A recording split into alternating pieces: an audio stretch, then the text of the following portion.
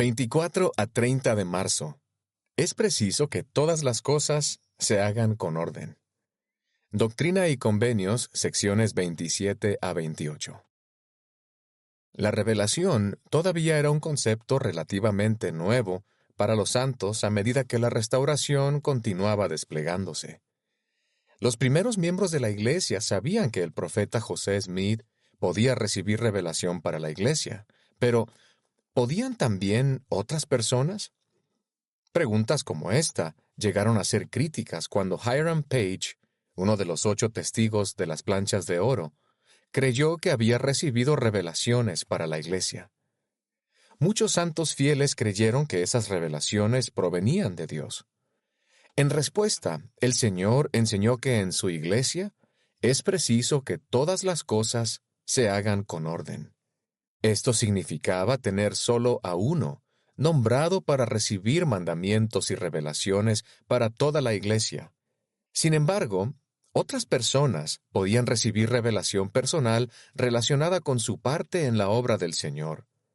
De hecho, las palabras del Señor a Oliver Cowdery son un recordatorio para todos nosotros. Te será indicado lo que has de hacer. Participo de la Santa Cena en memoria de Jesucristo.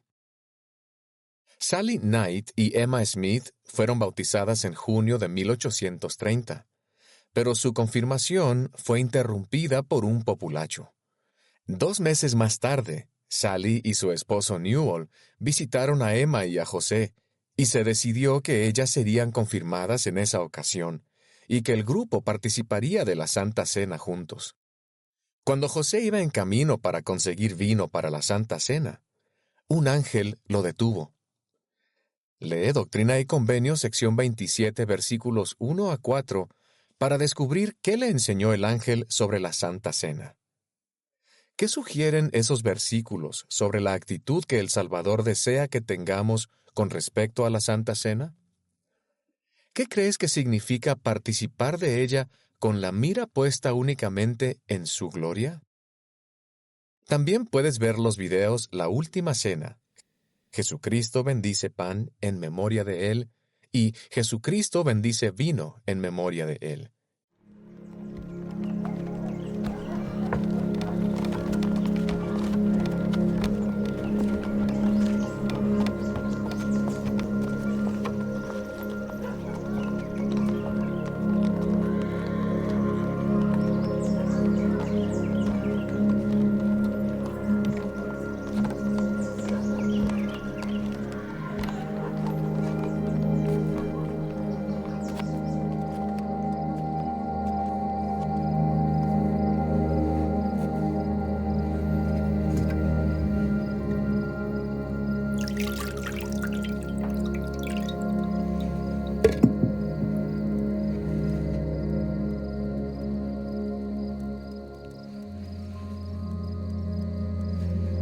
Tomad esto y repartidlo entre vosotros, porque os digo que no beberé más del fruto de la vid hasta que el reino de Dios venga.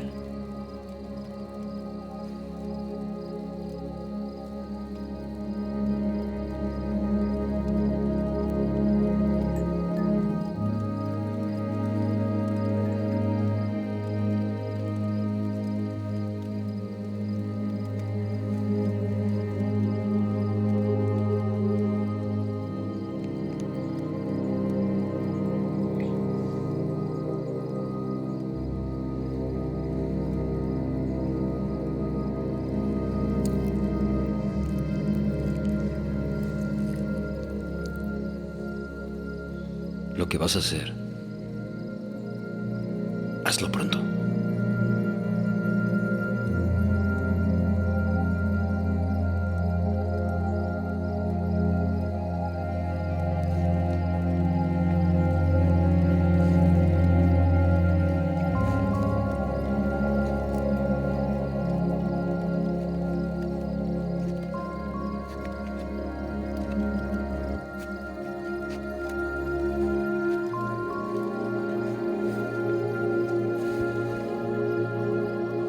Esto es mi cuerpo, que por vosotros es dado.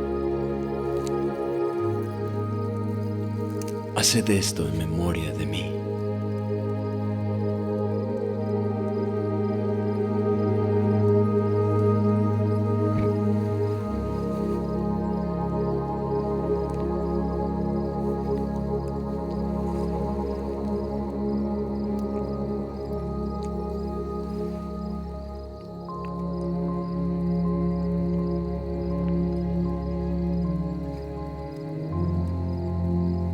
Esta copa es el nuevo convenio en mi sangre, que por vosotros se derrama.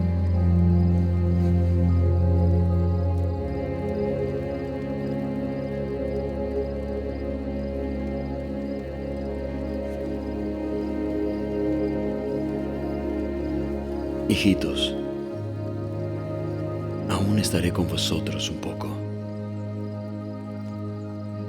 Un mandamiento nuevo os doy: que os améis unos a otros, como yo os he amado, que también os améis los unos a los otros. En esto conocerán todos que sois mis discípulos, si os amáis unos a otros.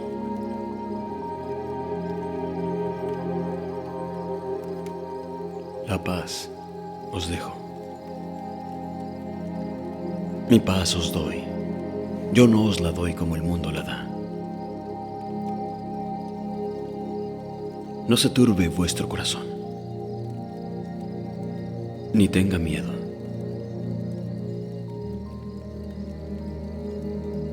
Salí del Padre y he venido al mundo. Otra vez dejo el mundo y voy al Padre. He aquí la hora viene. Sí, y ha venido ya, en que seréis esparcidos cada uno a lo suyo, y me dejaréis solo. Pero no estoy solo, porque el Padre está conmigo.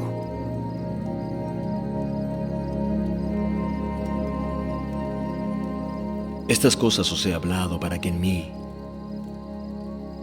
tengáis paz. En el mundo tendréis aflicción,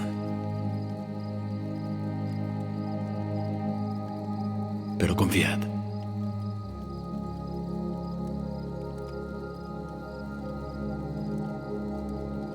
Yo he vencido al mundo.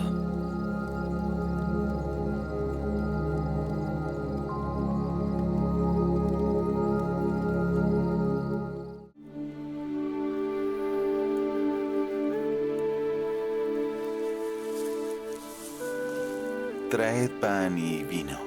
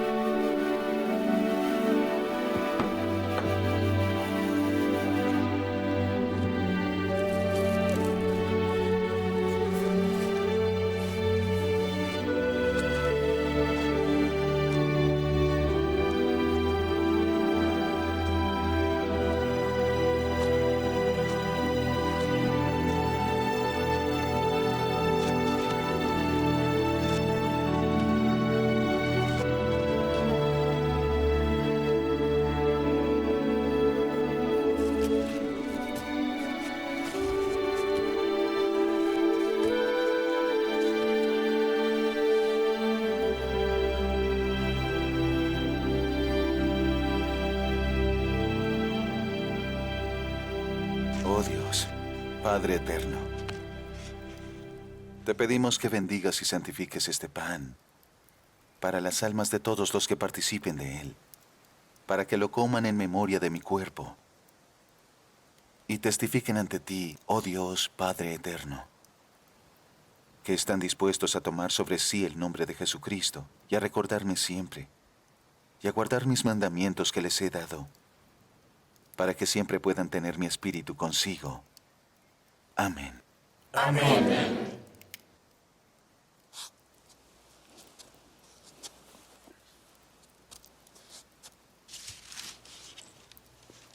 Comed.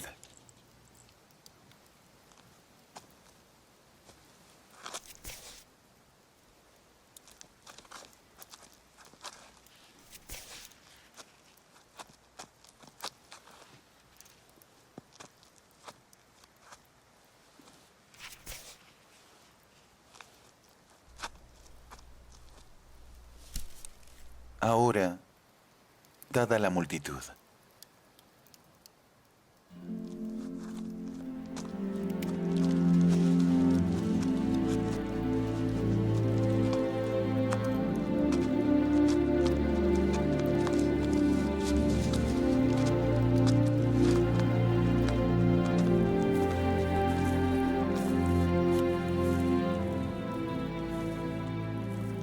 Uno de vosotros será ordenado, y a él le daré poder para partir pan y bendecirlo y darlo a los de mi iglesia. A todos los que crean y se bauticen en mi nombre.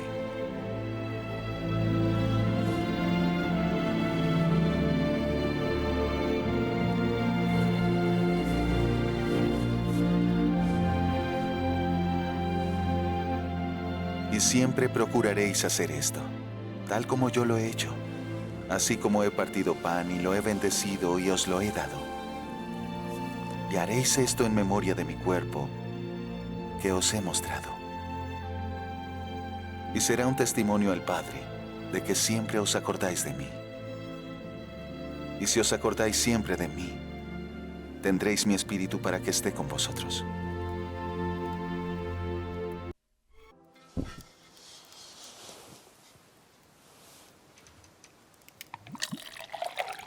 Oh Dios Padre eterno, te pedimos que bendigas y santifiques este vino para las almas de todos los que lo beban, para que lo hagan en memoria de mi sangre que por ellos se derramó, para que testifiquen ante ti, oh Dios Padre eterno, que siempre se acuerdan de mí, para que puedan tener mi espíritu consigo. Amén. Amén.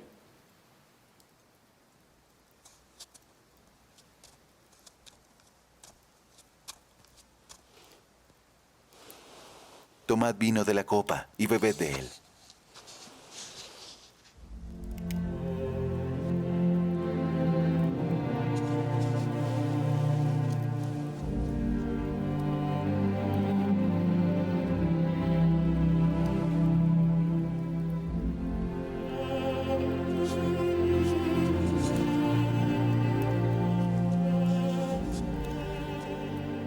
Dadlo a la multitud para que lo beban.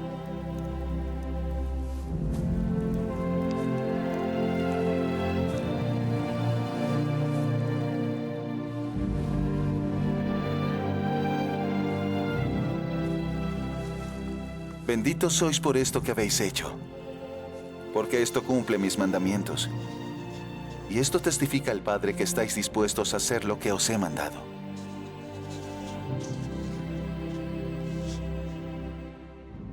Y siempre haréis esto por todos los que se arrepientan y se bauticen en mi nombre. Y lo haréis en memoria de mi sangre, que he vertido por vosotros, para que testifiquéis al Padre que siempre os acordáis de mí. Y si os acordáis siempre de mí, tendréis mi espíritu para que esté con vosotros. Para aprender cómo hacer de la Santa Cena una experiencia de adoración, considera el mensaje del elder D. Todd Christofferson titulado El pan vivo que ha descendido del cielo. El día después de que Jesús milagrosamente alimentó a los 5,000 en Galilea, con solo 5 panes de cebada y 2 pescados, habló de nuevo a la gente en Capernaum. El Salvador se dio cuenta de que muchos no estaban tan interesados en sus enseñanzas como en que se les volviera a dar de comer. Por consiguiente, él trató de convencerlos del valor inmensamente mayor de la comida que el Hijo del Hombre os dará. Jesús declaró: Yo soy el pan de vida. Vuestros padres comieron el maná en el desierto y están muertos. Este es el pan que desciende del cielo para que el que de él coma no muera. Yo soy el pan vivo que ha descendido del cielo. Si alguno come de este pan, vivirá para siempre. Y el pan que yo daré es mi carne, la cual yo daré por la vida del mundo. Los que lo escuchaban perdieron totalmente el sentido que le dio el Señor y entendieron sus palabras solo de manera literal. Con repugnancia, al solo pensarlo, se preguntaban, ¿cómo puede éste darnos a comer su carne? Jesús continuó explicando, de cierto os digo, si no coméis la carne del Hijo del Hombre, ni bebéis su sangre, no tenéis vida en vosotros. El que come mi carne y bebe mi sangre tiene vida eterna, y yo le resucitaré en el día postrero, porque mi carne verdaderamente es comida, y mi sangre verdaderamente es bebida. Después expresó el profundo significado de su metáfora. El que come mi carne y bebe mi sangre permanece en mí, y yo en él. Así como me envió el Padre viviente, y yo vivo por el Padre, asimismo el que me come también vivirá por mí. Aun así los que lo oyeron no comprendieron lo que Jesús les decía. Entonces al oírlo muchos dijeron, dura es esta palabra, ¿quién la puede oír? Y desde entonces muchos de sus discípulos volvieron atrás y ya no andaban con él. Comer su carne y beber su sangre es una manera contundente de expresar cuán completamente debemos traer al Salvador a nuestra vida, a nuestro mismo ser, para que seamos uno. ¿Cómo se logra? Primero entendemos que al sacrificar su carne y su sangre, Jesucristo expió nuestros pecados y venció la muerte, tanto física como espiritual. Entonces queda claro que participamos de su carne y bebemos su sangre cuando recibimos de él el poder y las bendiciones de su expiación. La doctrina de Cristo expresa lo que debemos hacer para recibir la gracia expiatoria. Es creer y tener fe en Cristo, arrepentirse y ser bautizado, y recibir el Espíritu Santo. Y entonces viene una remisión de vuestros pecados por fuego y por el Espíritu Santo. Esa es la puerta, nuestro acceso a la gracia expiatoria del Salvador y al camino recto y angosto que conduce a su reino. Por tanto, si marcháis adelante en ese sendero, deleitándoos en la palabra de Cristo, y perseveráis hasta el fin, he aquí así dice al Padre, tendréis la vida eterna. He aquí esta es la doctrina de Cristo, y la única y verdadera doctrina del Padre, y del Hijo, y del Espíritu Santo, que son un Dios sin fin. El simbolismo del sacramento de la Santa Cena del Señor es hermoso de contemplar. El pan y el agua representan la carne y la sangre de aquel que es el pan de vida y el agua viva, recordándonos dolorosamente el precio que Él pagó para redimirnos. Cuando se parte el pan, recordamos la carne desgarrada del Salvador agonizante. El elder Dallin H. Oaks una vez observó que debido a que está partido y desgarrado, cada pedazo es único, así como las personas que participan de él son únicas. Todos tenemos diferentes pecados de que arrepentirnos. Todos necesitamos ser fortalecidos en diferentes circunstancias mediante la expiación del Señor Jesucristo, a quien recordamos en esta ordenanza. Al beber el agua, pensamos en la sangre que Él derramó en Getsemaní y en la cruz, y en su poder santificador. Al saber que nada impuro puede entrar en su reino, tomamos la resolución de que estaremos entre aquellos que han lavado sus vestidos en la sangre del Salvador mediante su fe y el arrepentimiento de todos sus pecados y su fidelidad hasta el fin. He hablado de recibir la gracia expiatoria del Salvador para quitar nuestros pecados y la mancha de esos pecados en nosotros, pero en sentido figurado, el comer su carne y beber su sangre tiene un significado adicional, y es el interiorizar las cualidades y el carácter de Cristo, despojándonos del hombre natural y haciéndonos santos por la expiación de Cristo el Señor. Al participar del pan y del agua de la Santa Cena cada semana, bien haríamos en considerar cuán plena y completamente debemos incorporar su carácter y el modelo de su vida sin pecado en nuestra propia vida y nuestro ser. Eso indica la necesidad de un potente esfuerzo de nuestra parte. No podemos conformarnos con permanecer como somos, sino que debemos avanzar constantemente hacia la medida de la estatura de la plenitud de Cristo. Al igual que el padre de Lamoni en el libro de Mormón, debemos estar dispuestos a abandonar todos nuestros pecados y centrarnos en lo que el Señor espera de nosotros individual y colectivamente. No hace mucho un amigo me relató una experiencia que tuvo mientras servía como presidente de misión. Lo habían operado y eso requirió varias semanas de recuperación. Mientras se recuperaba, dedicó tiempo a escudriñar las Escrituras. Una tarde, al meditar las palabras del Salvador que se hallan en el capítulo 27 de Tercer Nefi, se quedó dormido. Después relató lo siguiente. Caí en un sueño en el que se me dio una visión vívida y panorámica de mi vida. Se me mostraron mis pecados, las malas decisiones, las veces que había tratado a la gente con impaciencia, además de las omisiones de las cosas buenas que debería haber dicho o hecho. Se me mostró un repaso total de mi vida en solo cuestión de minutos, aunque pareció ser mucho más largo. Desperté sorprendido y al instante me arrodillé junto a la cama y comencé a orar, a suplicar perdón, expresando los sentimientos de mi corazón como nunca antes lo había hecho. Antes del sueño no sabía que tenía tanta necesidad de arrepentirme. Mis defectos y debilidades se volvieron tan claros para mí que la brecha entre la persona que yo era y la santidad de Dios parecía ser de millones de kilómetros. En mi oración esa tarde expresé mi más profunda gratitud a mi Padre Celestial y al Salvador, con todo mi corazón por lo que ellos habían hecho por mí y por las relaciones que atesoraba con mi esposa e hijos. Mientras estaba de rodillas también sentí el amor y la misericordia de Dios, que eran tan palpables a pesar de mi sentimiento de indignidad. Puedo decir que desde aquel día no soy el mismo. Mi corazón cambió. Lo que ocurrió es que desarrollé más empatía hacia los demás, con una mayor capacidad de amar, junto con un sentimiento de urgencia para predicar el Evangelio. Podía identificarme como nunca antes con los mensajes de fe, esperanza y el don del arrepentimiento que se hallan en el libro de Mormón.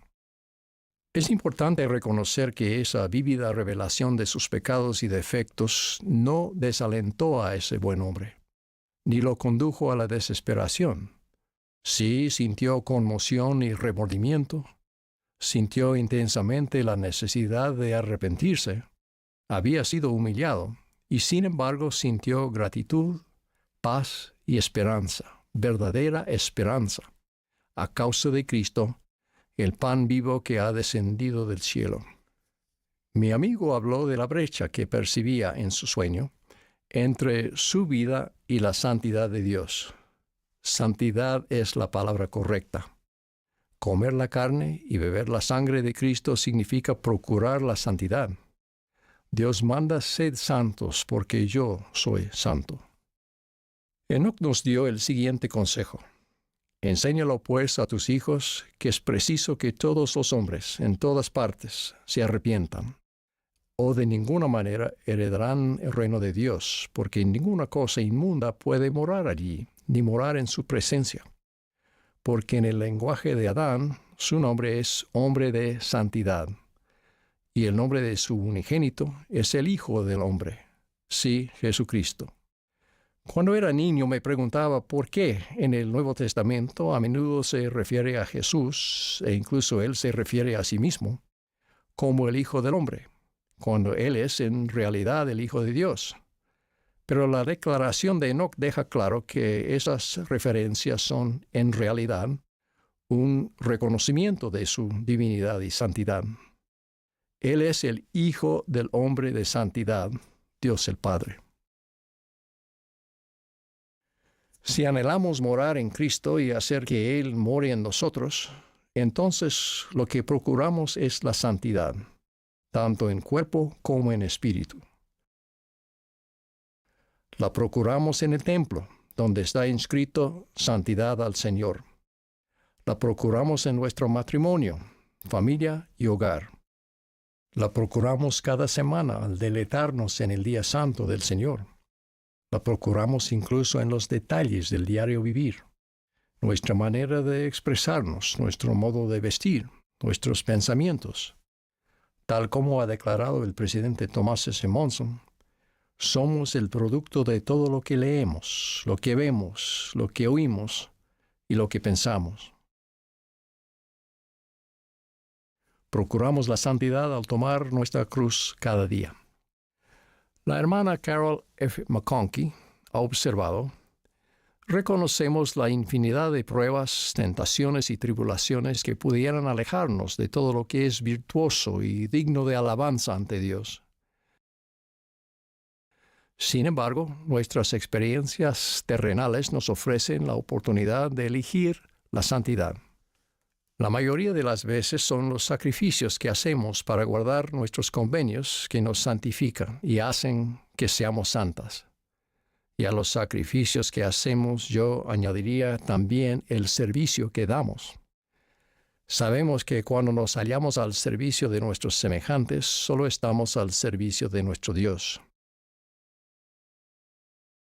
Y el Señor nos recuerda que ese tipo de servicio es primordial en su vida y carácter. Porque el Hijo del Hombre tampoco vino para ser servido, sino para servir y para dar su vida en rescate por muchos. El presidente Marion G. Romney explicó sabiamente: el servicio no es algo que soportamos en esta tierra a fin de ganar el derecho de vivir en el reino celestial. Es la fibra misma de la que se compone una vida exaltada en el reino de los cielos. Zacarías profetizó que en el día del reino milenario del Señor, incluso las campanillas de los caballos llevarían la inscripción Santidad de Jehová.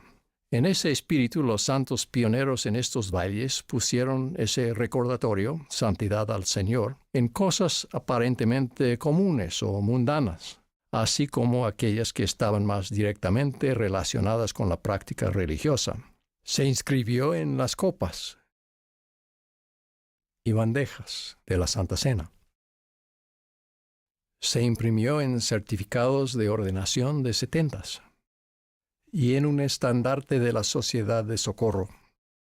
Santidad al Señor también se exhibió en vitrinas de las tiendas ZCMI, la Institución Cooperativa Mercantil de Sion.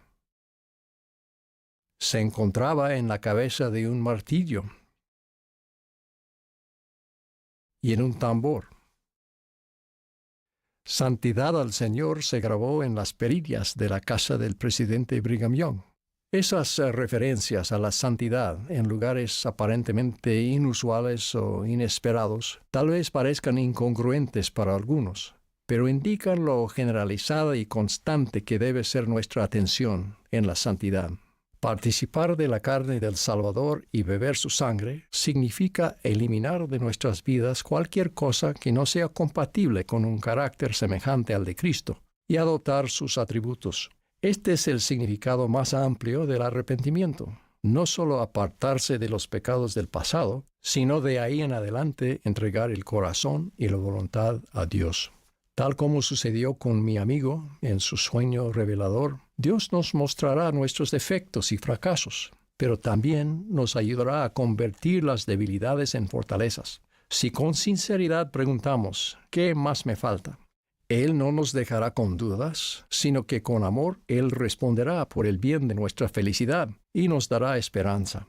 Es un esfuerzo consumidor y sería terriblemente desalentador si en nuestro esfuerzo por la santidad estuviéramos solos. La gloriosa verdad es que no estamos solos. Tenemos el amor de Dios, la gracia de Cristo, el consuelo y la guía del Espíritu Santo, y el compañerismo y aliento de los santos compañeros en el cuerpo de Cristo, la Iglesia.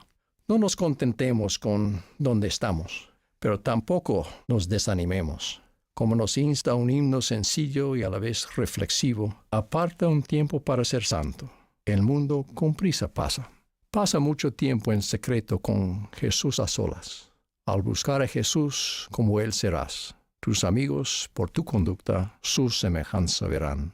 Doy testimonio de Jesucristo, el pan vivo que ha descendido del cielo, y que el que come su carne y bebe su sangre tiene vida eterna. En el nombre de Jesucristo. Amén.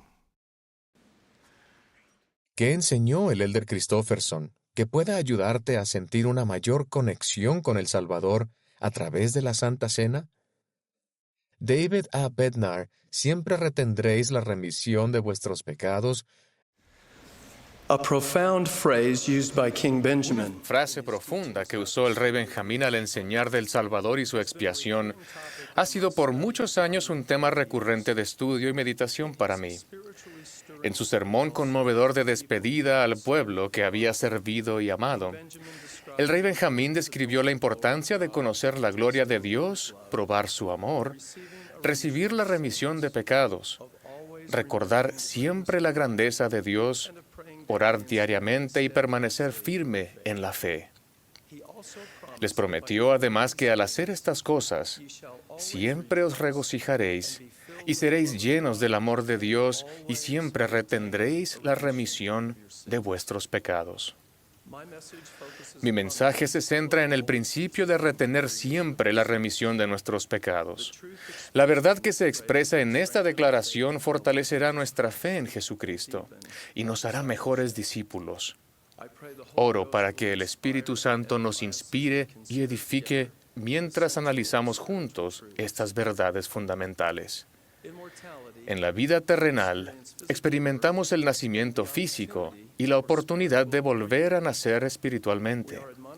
Los profetas y los apóstoles nos instan a despertar en cuanto a Dios, a nacer de nuevo y llegar a ser una nueva criatura en Cristo, al recibir en nuestra vida las bendiciones que la expiación de Jesucristo hace posibles.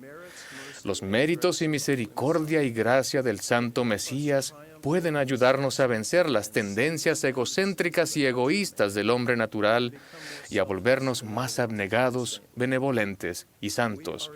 Se nos exhorta a vivir de tal manera que podamos, en el postrer día, presentarnos ante el Señor sin mancha. El profeta José Smith resumió sucintamente la función esencial de las ordenanzas del sacerdocio en el Evangelio de Jesucristo. El nacer de nuevo viene por medio del Espíritu de Dios, mediante las ordenanzas. Esta aguda declaración resalta tanto la función del Espíritu Santo como de las ordenanzas sagradas en el proceso de nacer de nuevo espiritualmente. El Espíritu Santo es el tercer miembro de la Trinidad. Él es un personaje de espíritu y da testimonio de toda verdad. En las Escrituras se refieren al Espíritu Santo como el Consolador, Maestro y un Revelador. También el Espíritu Santo es un santificador que limpia y quema la escoria y el mal de las almas de los hombres como si fuera con fuego.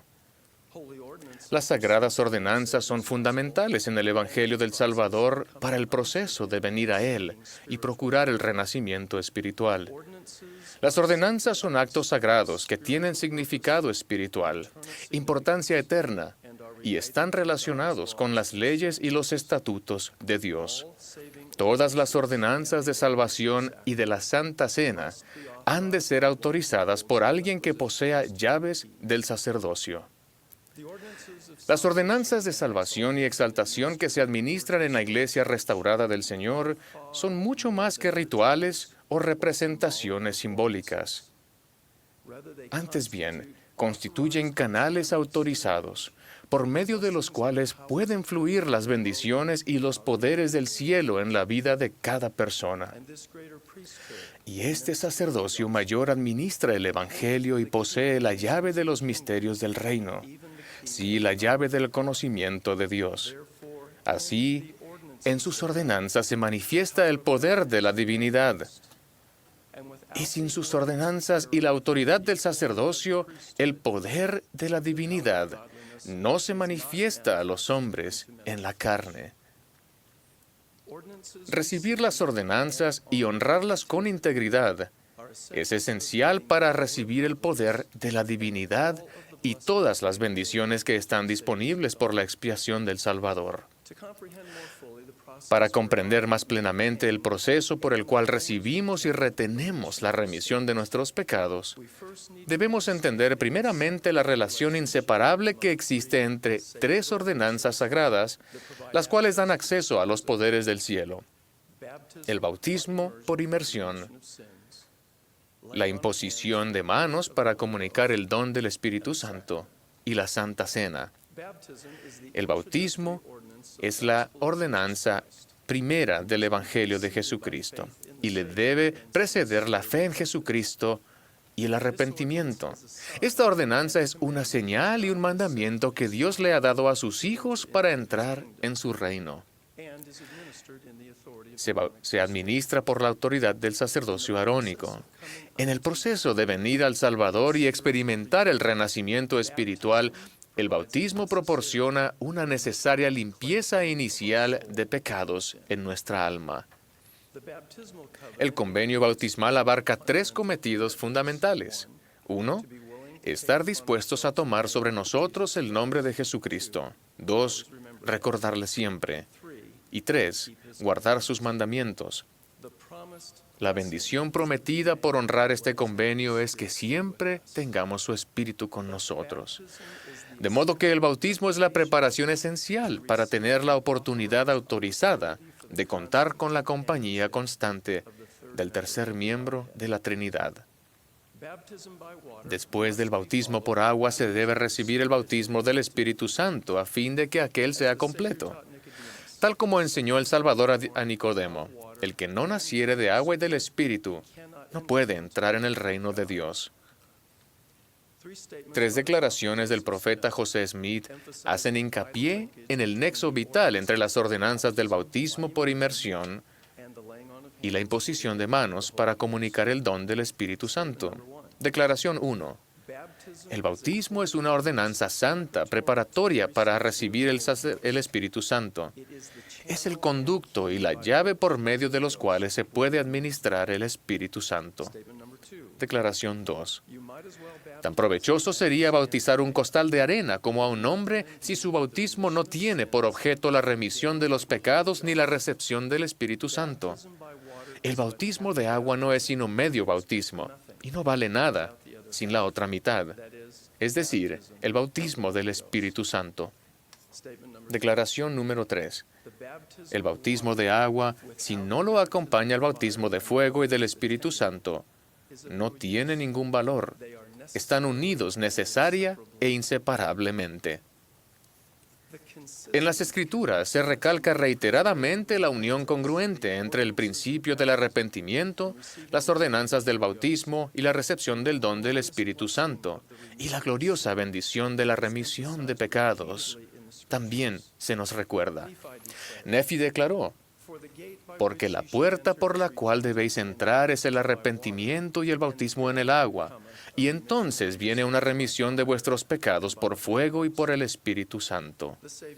El mismo Salvador proclamó: y este es el mandamiento: arrepentíos todos vosotros, extremos de la tierra, y venid a mí y sed bautizados, para que seáis santificados por la recepción del Espíritu Santo, a fin de que en el postrer día os presentéis ante mí sin mancha. La imposición de manos para comunicar el don del Espíritu Santo es una ordenanza que se administra por la autoridad del sacerdocio de Melquisedec. En el proceso de venir al Salvador y experimentar un renacimiento espiritual, el recibir el poder santificador del Espíritu Santo en nuestra vida crea la posibilidad de una limpieza continua del pecado en nuestra alma. Esta gozosa bendición es crucial, porque ninguna cosa impura puede morar con Dios. Por ser miembros de la Iglesia restaurada de Dios, somos bendecidos con una limpieza inicial del pecado vinculada al bautismo, así como con la posibilidad de una limpieza continua del pecado que es posible gracias a la compañía y poder del Espíritu Santo, el tercer miembro de la Trinidad. Piensen en cuánto necesita un granjero conocer la secuencia invariable de plantar y cosechar. Su entendimiento de la conexión que hay entre sembrar y cosechar es una fuente constante de motivación e influye en todas las decisiones y acciones del granjero durante las estaciones del año. De igual manera, la conexión inseparable entre las ordenanzas del bautismo por inmersión para la remisión de pecados y la imposición de manos debe impactar cada aspecto de nuestro discipulado en todas las estaciones de nuestra vida. La Santa Cena es la tercera ordenanza necesaria para tener acceso al poder de la divinidad, para que más íntegramente nos conservemos sin mancha del mundo.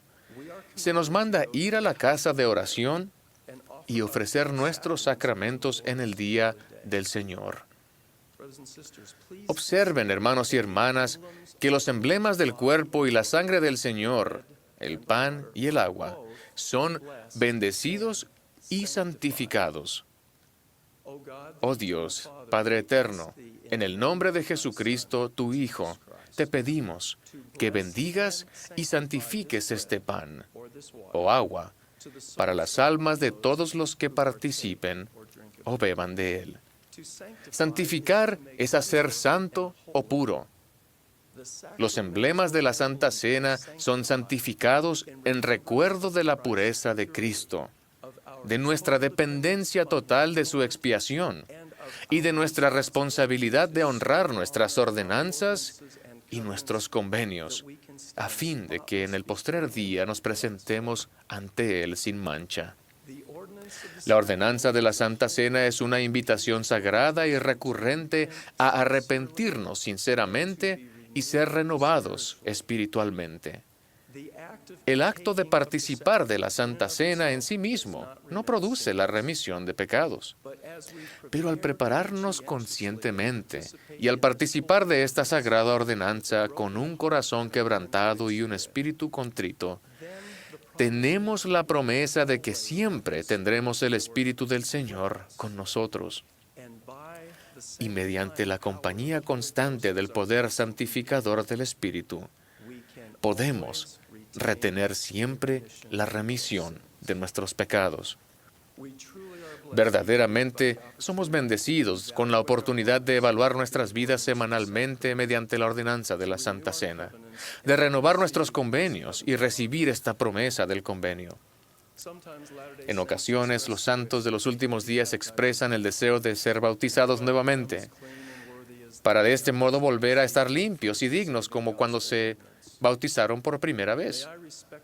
Permítanme sugerir respetuosamente que nuestro Padre Celestial y su Hijo amado no pretenden que experimentemos ese sentimiento de renovación, aliento y restauración espirituales solo una vez en nuestras vidas.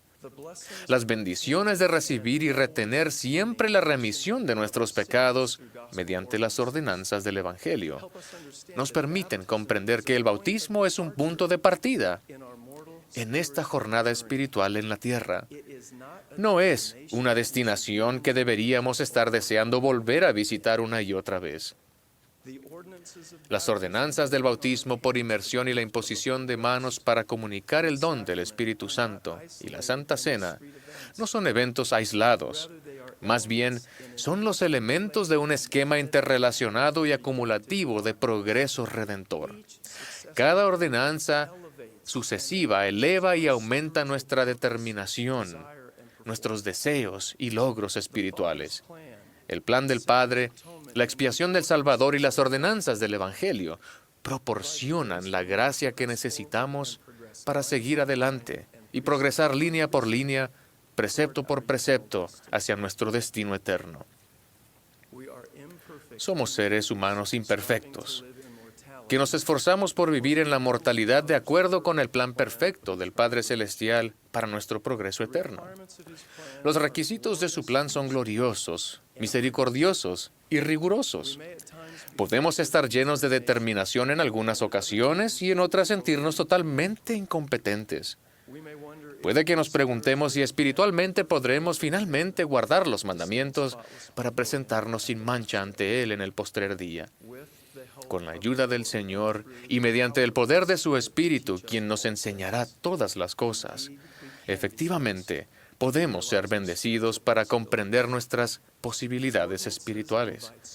Las ordenanzas traen determinación y poder a nuestras vidas, conforme nos esforzamos por nacer de nuevo y llegar a ser hombres y mujeres de Cristo. Nuestras debilidades pueden ser fortalecidas y nuestras limitaciones superadas. Aunque ninguno de nosotros puede lograr la perfección en la vida terrenal, podemos ir volviéndonos más dignos y sin mancha, conforme seamos purificados por la sangre del Cordero. Les prometo y testifico que seremos bendecidos con un aumento de fe en el Salvador y una seguridad espiritual mayor si procuramos retener siempre la remisión de nuestros pecados y que finalmente nos presentaremos sin mancha ante el Señor en el postrer día. De esto testifico en el nombre de Jesucristo. Amén. Sección 27. Revelación dada a José Smith el profeta en Harmony, Pensilvania, en agosto de 1830. Durante los preparativos para un servicio religioso en el cual iba a administrarse el sacramento del pan y del vino, José salió a conseguir el vino. Se encontró con un mensajero celestial y recibió esta revelación, parte de la cual se escribió en esa oportunidad, y el resto en el siguiente mes de septiembre. Hoy se usa agua en lugar del vino en los servicios sacramentales de la Iglesia. Versículos del 1 al 4. Se indican los emblemas que se han de usar al participar del sacramento. Del 5 al 14. Cristo y sus siervos de todas las dispensaciones han de participar de dicho sacramento. Del 15 al 18. Tomad sobre vosotros toda la armadura de Dios. Escucha la voz de Jesucristo, tu Señor, tu Dios y tu Redentor, cuya palabra es viva y poderosa. Porque he aquí, te digo que no importa lo que comáis o bebáis al tomar el sacramento, si es que lo hacéis con la mira puesta únicamente en mi gloria, recordando ante el Padre mi cuerpo que fue sacrificado por vosotros, y mi sangre que se derramó para la remisión de vuestros pecados. Por tanto, os doy el mandamiento de no comprar vino, ni bebidas alcohólicas a vuestros enemigos. De modo que no beberéis de ninguno, a menos que sea recién hecho por vosotros, sí, en este reino de mi Padre que se edificará sobre la tierra. He aquí, así me parece sabio. Por tanto, no os maravilléis, porque la hora viene cuando beberé del fruto de la vid con vosotros en la tierra, y con Moroni, a quien he enviado para revelaros el libro de Mormón, que contiene la plenitud de mi evangelio eterno, y a quien he encomendado las llaves de los anales del palo de Efraín. Y también con Elías, a quien he encomendado las llaves de llevar a cabo la restauración de todas las cosas concernientes a los últimos días, que se han declarado por boca de todos los santos profetas desde el principio del mundo. Y también con Juan, hijo de Zacarías, a quien él, Elías, visitó y prometió que tendría un hijo cuyo nombre sería Juan, y que éste sería lleno del espíritu de Elías. Y os he enviado a este Juan a vosotros, mis siervos José Smith hijo y Oliver Cowdery, para ordenaros al primer sacerdocio que habéis recibido, a fin de que fueseis llamados y ordenados como Aarón. Y también con Elías el profeta, al que he encomendado las llaves del poder de volver el corazón de los padres a los hijos, y el corazón de los hijos a los padres, para que toda la tierra no sea herida con una maldición. Y también con José, y con Jacob, Isaac y Abraham, vuestros padres, por quienes permanecen las promesas. Y también con Miguel, o sea, Adán, el padre de todos, el príncipe de todos, el anciano de días, y también con Pedro, Santiago y Juan, a quienes os he enviado a vosotros, por medio de los cuales os he ordenado y confirmado para ser apóstoles y testigos especiales de mi nombre, y para poseer las llaves de vuestro ministerio y de las mismas cosas que les revelé a ellos, a quienes he encomendado las llaves de mi reino y una dispensación del Evangelio para los últimos tiempos, y para el cumplimiento de los tiempos, en la cual juntaré en una todas las cosas, tanto las que están en el cielo como las que están en la tierra, y también con todos aquellos que mi Padre me ha dado de entre el mundo. Por tanto, alzad vuestros corazones y regocijaos, y ceñid vuestros lomos y tomad sobre vosotros toda mi armadura, para que podáis resistir el día malo, después de haber hecho todo, a fin de que podáis persistir. Seguid firmes, pues, estando ceñidos vuestros lomos con la verdad, llevando puesta la coraza de la rectitud y calzados vuestros pies con la preparación del Evangelio de paz, el cual he mandado a mis ángeles que os entreguen, tomando el escudo de la fe, con el cual podréis apagar todos los dardos encendidos de los malvados. Y tomad el yelmo de la salvación, así como la espada de mi espíritu, que derramaré sobre vosotros, y mi palabra que os revelaré, y estad de acuerdo en todo lo que me pidiereis, y sed fieles hasta que yo venga, y seréis arrebatados, para que donde yo estoy, vosotros también estéis. Amén.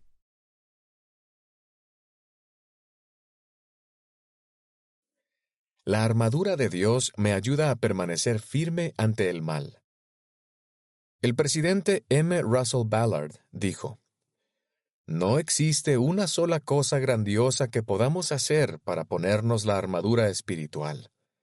El verdadero poder espiritual proviene de numerosos pequeños actos entretejidos para conformar un tejido de fortaleza espiritual que nos escuda y protege del mal".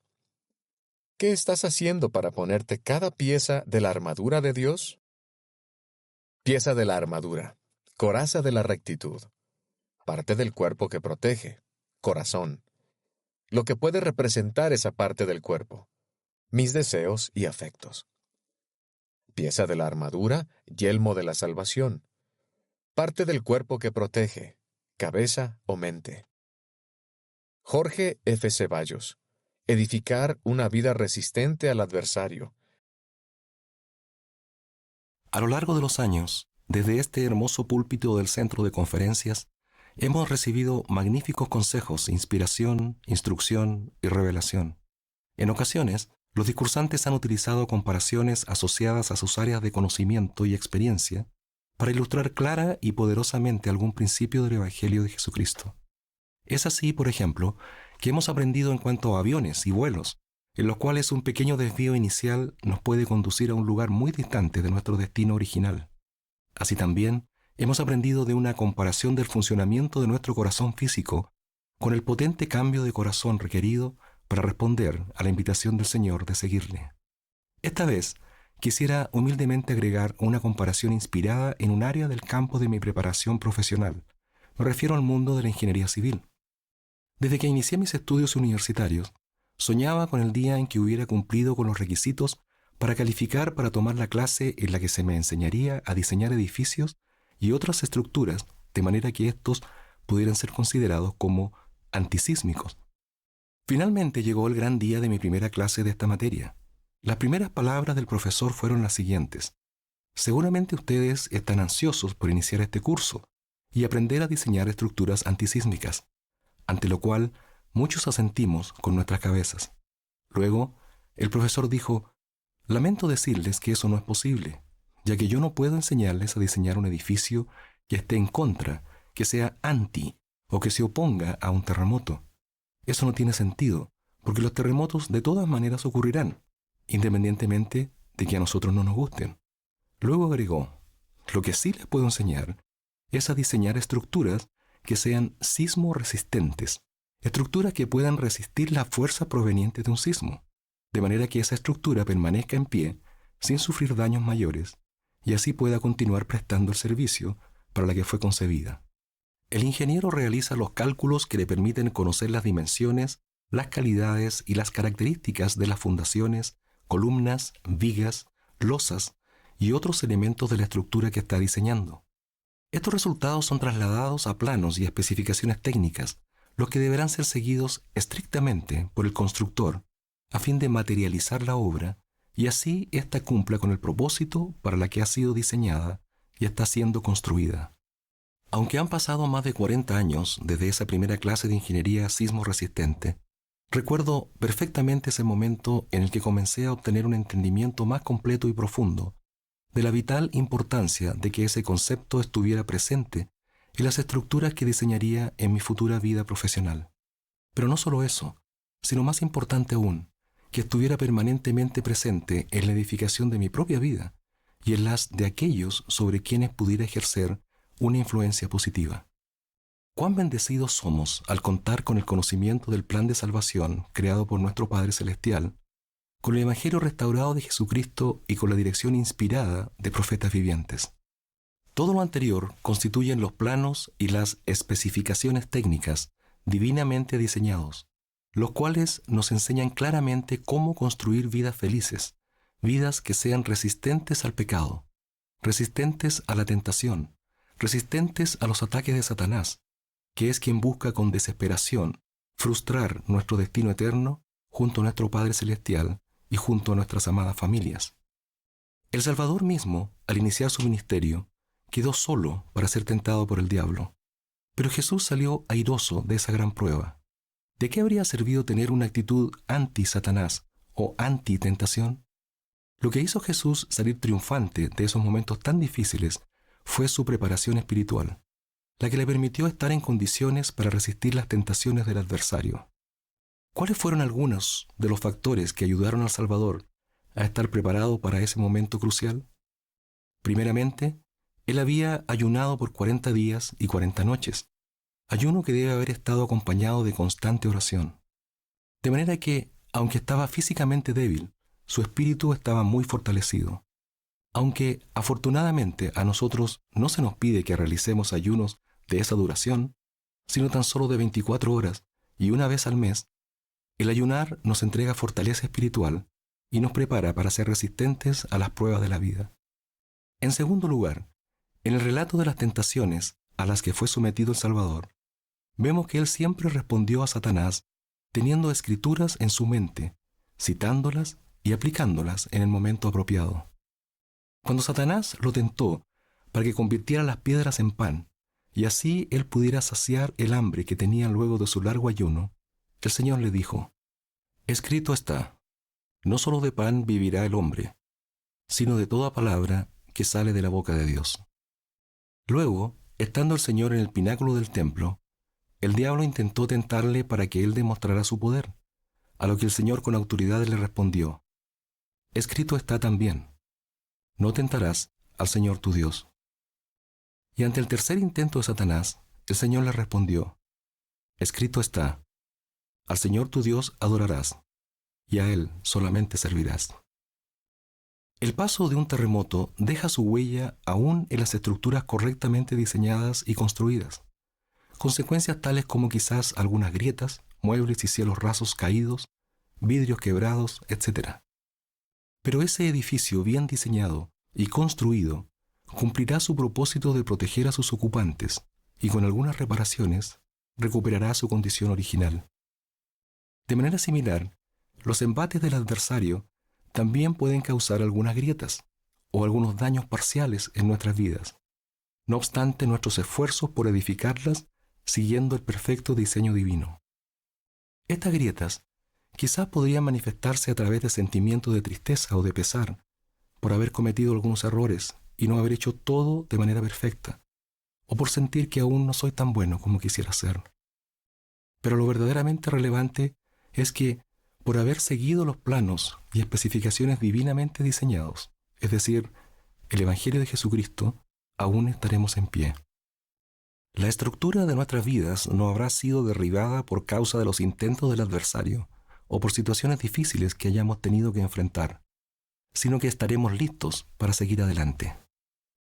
El gozo prometido en las Escrituras, como el propósito de nuestra existencia, no debe entenderse como que no tendremos dificultades y pesares, que no tendremos grietas como consecuencia de las tentaciones, de la adversidad o de las pruebas propias de la vida terrenal.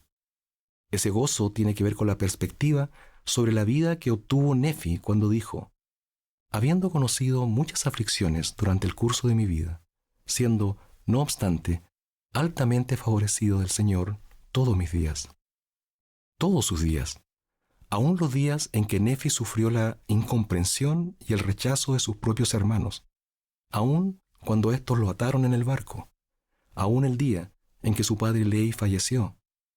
Aún cuando Lamán y Lemuel llegaron a ser los enemigos mortales de su pueblo. Aún en esos días difíciles, Nefi se sintió altamente favorecido del Señor. Podemos tener la tranquilidad de que el Señor jamás permitirá que seamos tentados más allá de lo que podamos resistir. Alma nos invita a que velemos y oremos incesantemente para que no seamos tentados más de lo que podamos resistir, y así seamos guiados por el Santo Espíritu, volviéndonos humildes, mansos, sumisos, pacientes, llenos de amor y de toda longanimidad. Lo mismo se puede aplicar a las pruebas de la vida. Amón nos recuerda las palabras del Señor: sufrid con paciencia vuestras aflicciones, y os daré el éxito.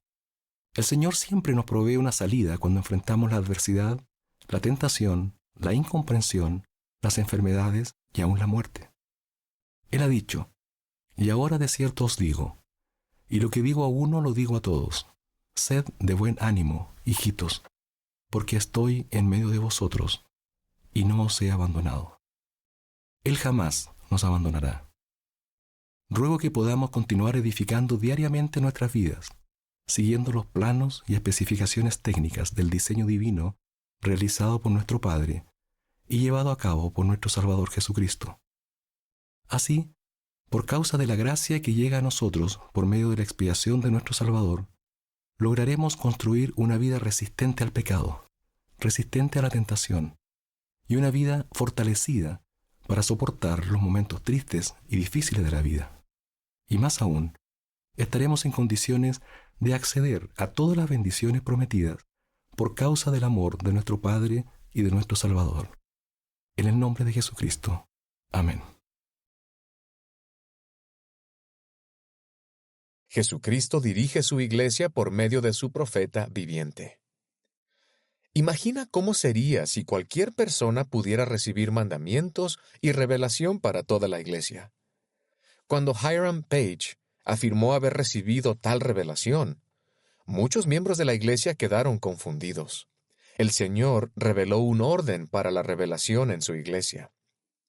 Véase también Dale G. Renland, El marco de la revelación personal. Al igual que muchos de ustedes, he recibido la gran influencia del elder Dieter F. Uchtdorf a lo largo de los años. Eso explica, al menos en parte, lo que estoy a punto de decir. Así que, con el perdón de él, los pilotos comerciales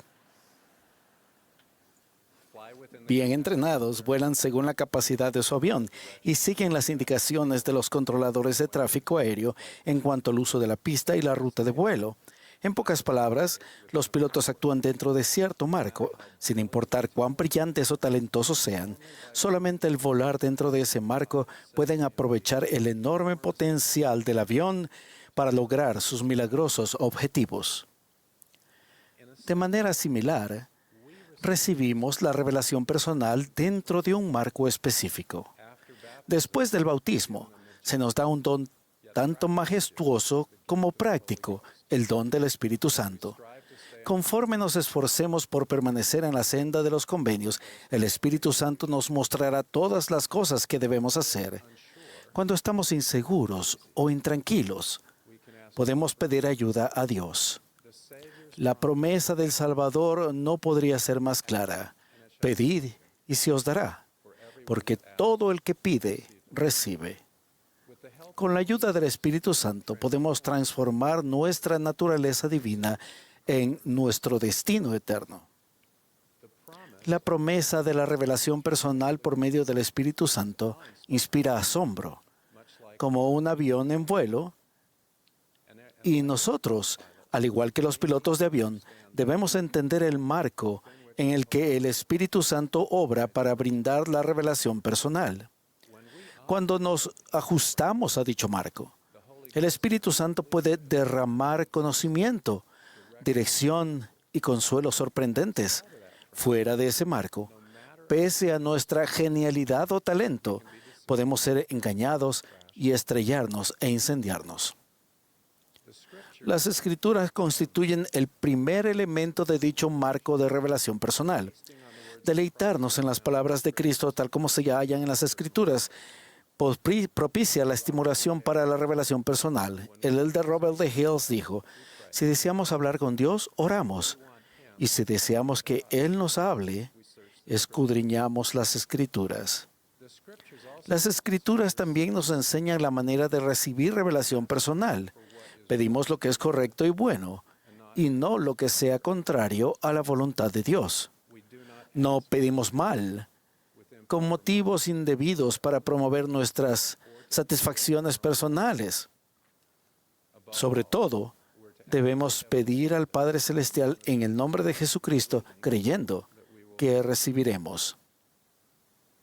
El segundo elemento del marco en que recibimos revelación personal, solo dentro de nuestra esfera y no sobre lo que es prerrogativa de otras personas.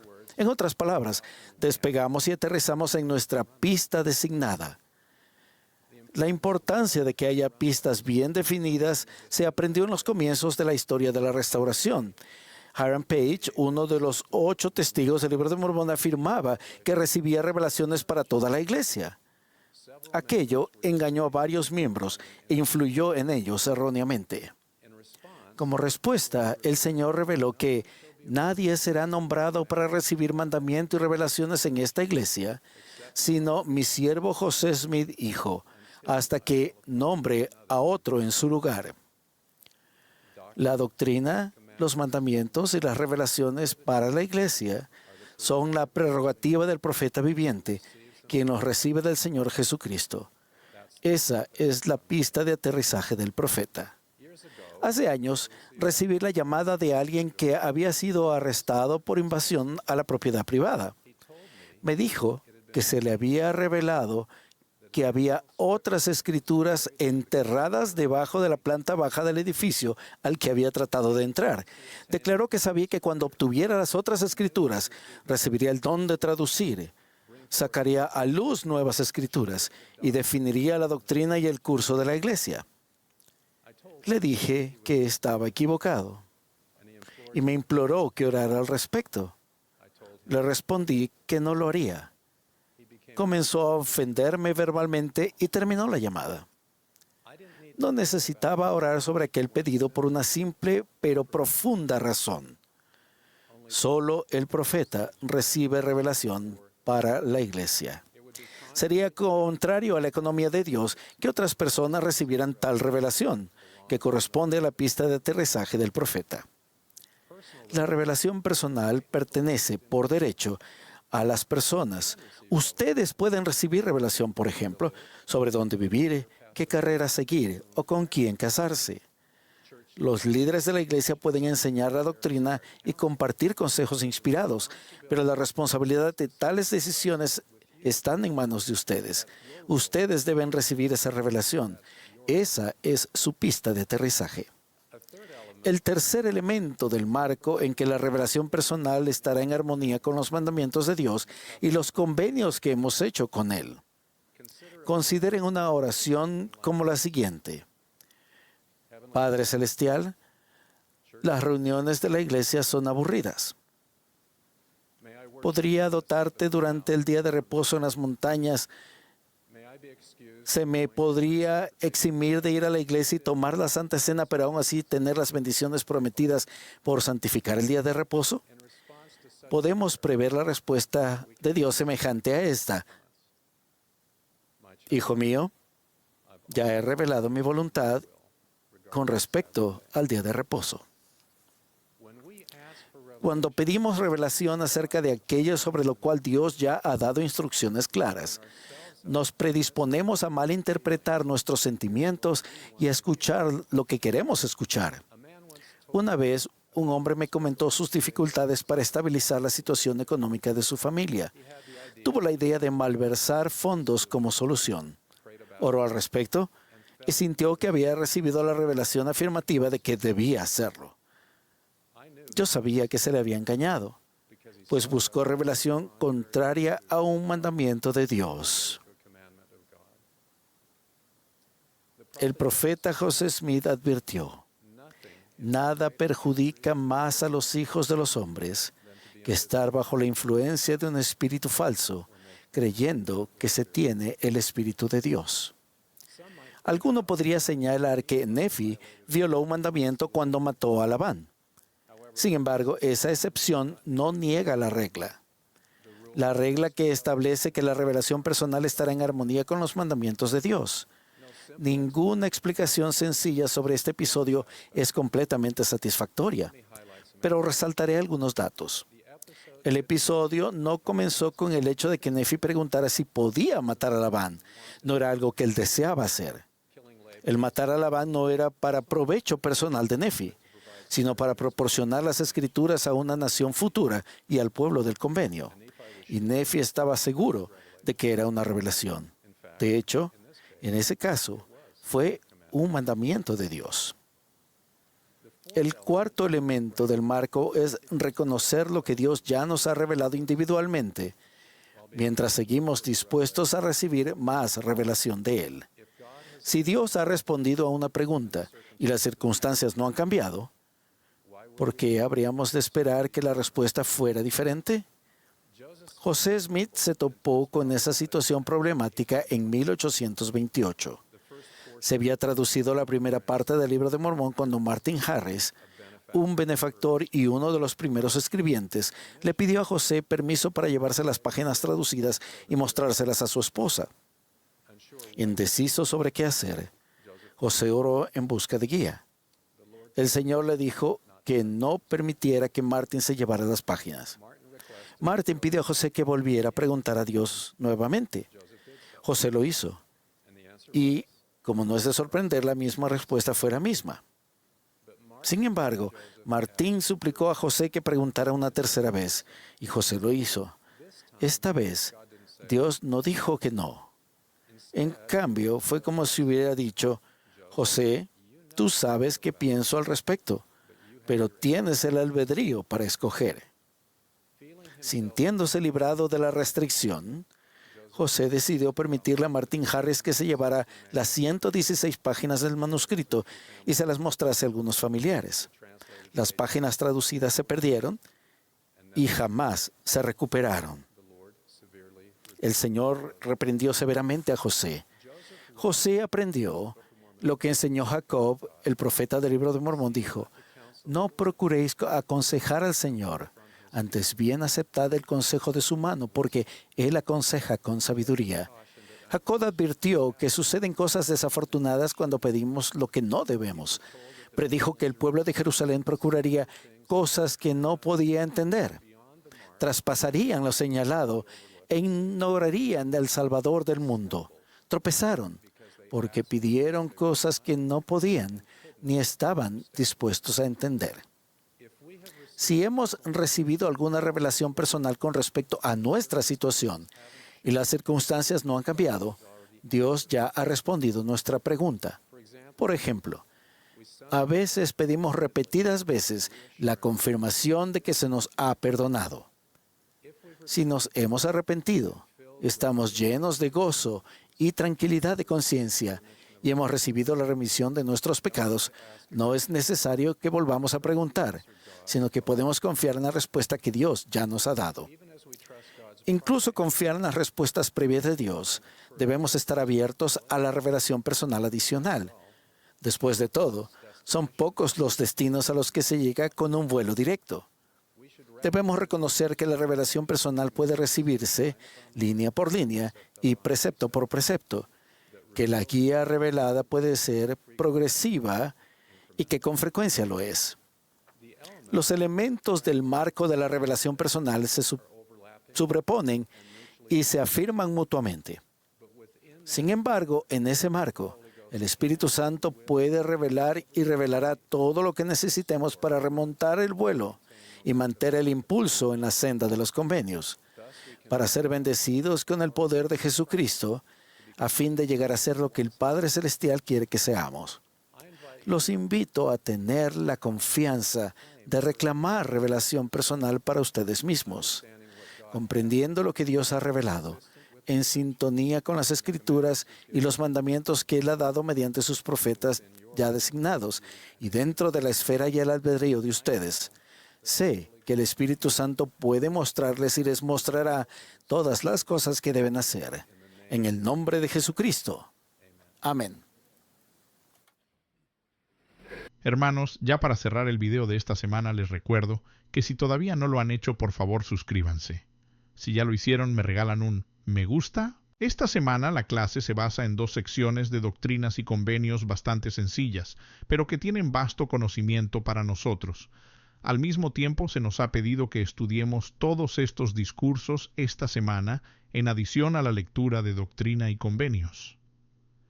Si en su clase local su maestro solo desarrolla la clase basada en las 2 secciones de esta semana, sería de mucha madurez espiritual que usted estudie los discursos por su cuenta. Oremos para que todos nuestros maestros de la escuela dominical se preparen y magnifiquen sus llamamientos para el bien del crecimiento de Sion en Hispanoamérica. Esto se los dejo con mi testimonio de que sé que Jesucristo vive y es el líder de la Iglesia, que estas clases son inspiradas y que es preciso que nos pongamos las pilas y crezcamos en el conocimiento del Evangelio, del gobierno de la Iglesia y de nuestros llamamientos. En el nombre de Jesucristo. Amén.